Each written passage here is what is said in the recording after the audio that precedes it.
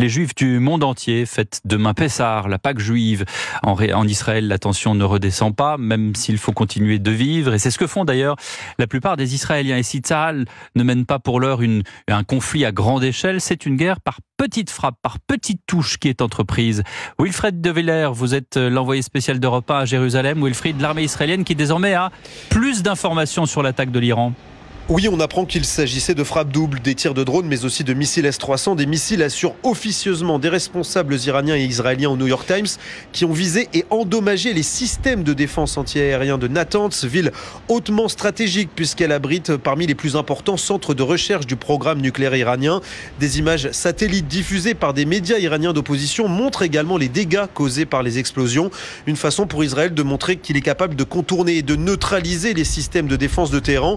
Il s'agissait aussi pour les Israéliens de restaurer leur force de dissuasion. Plusieurs analystes militaires cités dans les médias ici à Tel Aviv affirment que ces frappes et celles en Irak hier ont permis d'ouvrir un couloir de tir jusqu'en Iran en cas de riposte de Téhéran. Les tensions semblent désormais s'apaiser malgré déclarations belliqueuses et mises en garde d'une part et d'autre. Ouais, et sur le terrain, pourtant, la tension est montée d'un cran.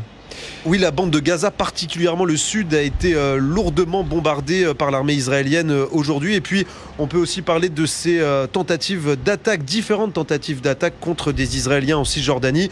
Une vidéo largement partagée sur les réseaux sociaux montre un réserviste de l'armée tenter d'enlever un drapeau palestinien avant de sauter sur une mine.